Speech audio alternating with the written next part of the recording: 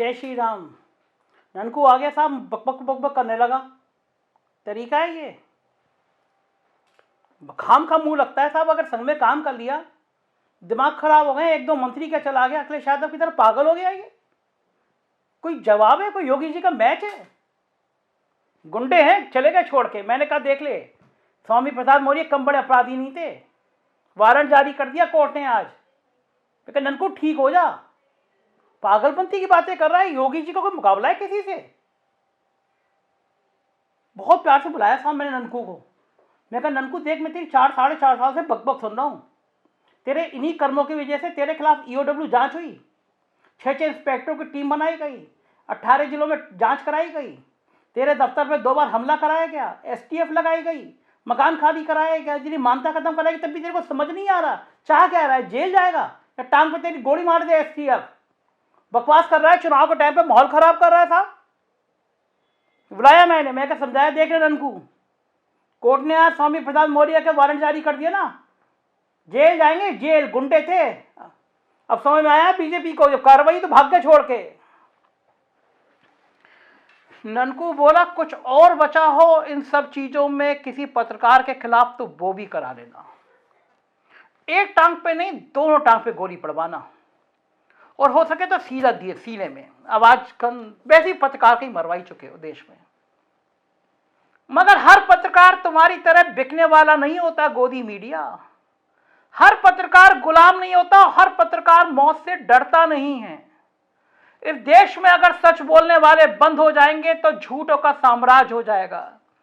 ये वो दौर है जब तानाशाहों के खिलाफ, सत्ता के खिलाफ और झूठों के खिलाफ एक मुकम्मल आवाज खड़ी होनी चाहिए देश में।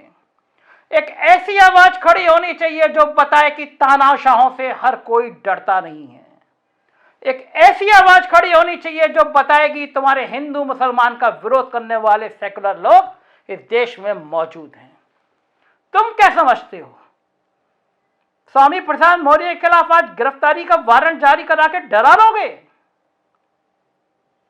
7 साल पुराना केस है।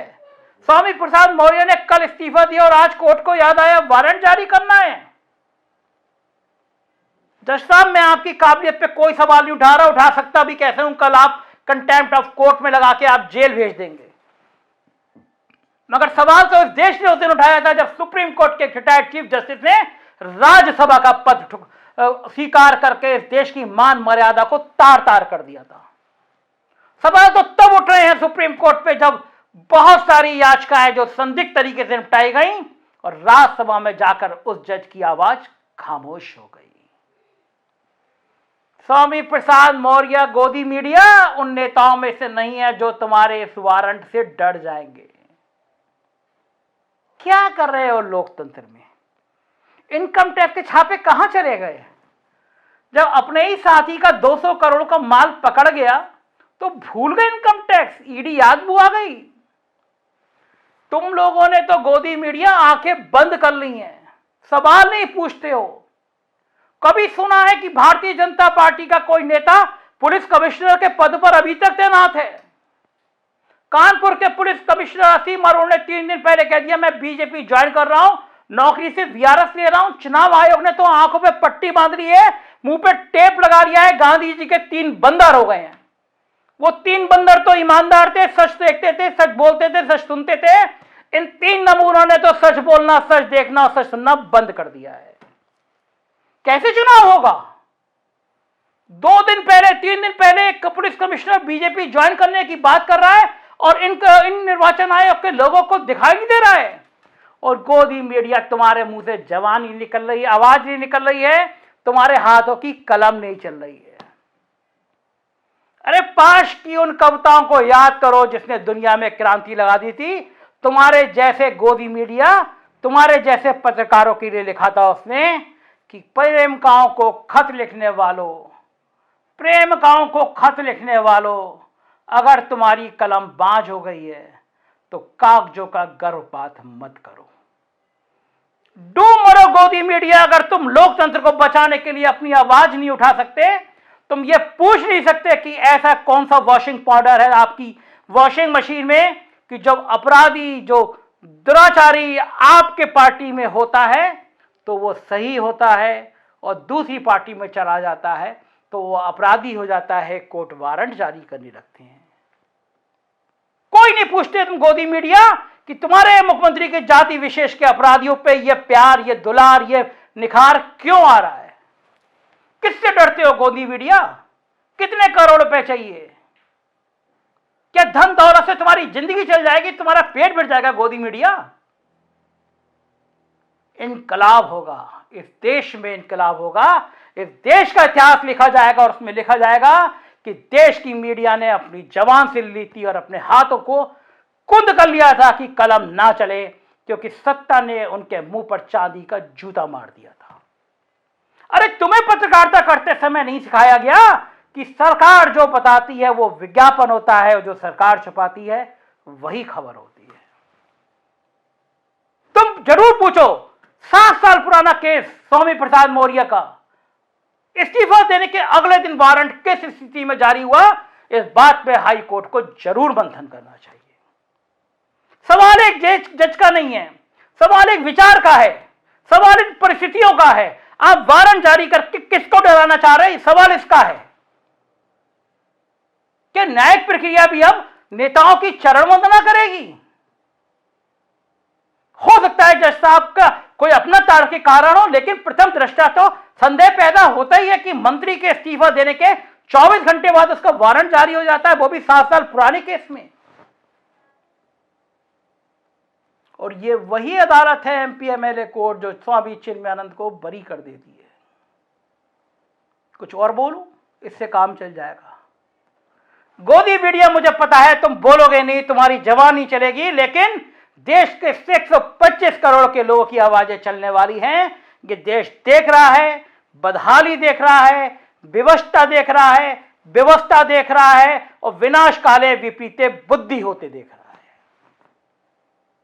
ये देश देख रहा है कि लोकतंत्र की कैसे हत्या की जा रही है। ये देश देख रहा है कि आम आदमी को कैसे तिल तिल करके मारा जा रहा है। ये देश देख रहा है कि महंगाई कितनी चरम पर है। ये देश देख रहा है कि किसान मरने को मजबूर है। और ये देश देख रहा है कि मुख्यमंत्री सिर्फ ठाकुरवाद करने में बिजी है। कौन सा आचरण, किसका आचरण? हैसियत नहीं बची गोदी मीडिया, बोलने की हैसियत नहीं बची। तो जरूरी है पत्रकारिता करना, पान की दुकान चलाओ, पूरी का ठेला लगाओ। पत्रकार हो तो समाज की जिम्मेदारी है, सच बोलो, सच बोलो। तुम्हारे इन धमकियों से गोदी मीडिया मुझे मत समझाओ कि मेरी ईओडब्ल्यू जांच हो गई, मुझ पे हमले हो गए, मेरी एसटीएफ लगा दी गई, मेरा मकान खाली करा लिया गया, मेरी मान्यता खत्म करा दी गई, मेरे विज्ञापन बंद करा दिए गए। मैं आज भी सच बोलूंगा। 2 बार हमले कराए, 20 बार हमले कराओ, 20 बार धमकी दी, 200 बार धमकी दिलाओ, टांग पे गोली नहीं, माथे पे गोली मारो, लेकिन मैं सच बोलूंगा। गोदी मीडिया, तुम्हारे जैसा गुलाम कभी नहीं हूं। गोदी मीडिया ना था, ना हूं, ना रहूंगा, यही मेरा वादा है। पहले का ननकू ऐसे बोलता है, कांव कांव कांव कांव कांव का, जाने कितना बड़ा अपने आप को क्रांतिकारी बता रहा है। अरे सरकार ने पैसे दिए तो हमने विज्ञापन छापे।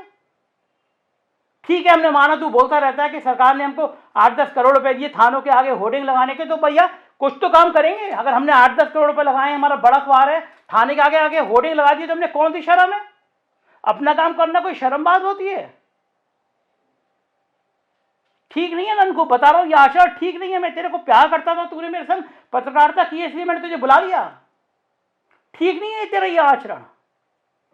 ज्यादा लोकतंत्र की बात हमें मत बता। तू देखते रहे, आएंगे तो योगी कितने चिल्ला ले।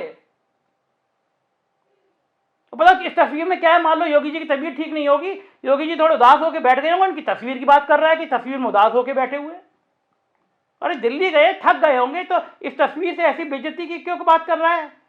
नाकारा नहीं तो भगा दिया था मैंने उनको को। योगी जी, लेकिन हो क्या रहा है? ये भगदड़ क्यों मच रही है? सच में योगी जी बिल्कुल नींद नहीं आई। रात में 5 पैक ज्यादा पिए तब भी नींद नहीं आ रही है। ये समझ नहीं आ रहा, ये समझ नहीं रहे समाजवादी पार्टी में कुछ नहीं है। योगी जी, जो आप कर दे रहे हैं वो कोई नहीं कर पाएगा। हम मीडिया वालों की तो जान है आप। नवनीत सहगल इतना प्यार करते हैं आपकी वजह से, कुछ पूछो मत। 1 मांगो 10 देते हैं। करोड़ों करोड़ों रुपए दिया हमें आप लोगों का, आपकी बदौलत। योगी जी आप फिर जाना, क्योंकि आप चले गए ना तो दुर्गति हम सबकी भी बहुत हो जाएगी। पब्लिक बहुत मारेगी वो योगी जी। बहुत मारेगी, बहुत डर लग रहा है। जय श्री राम।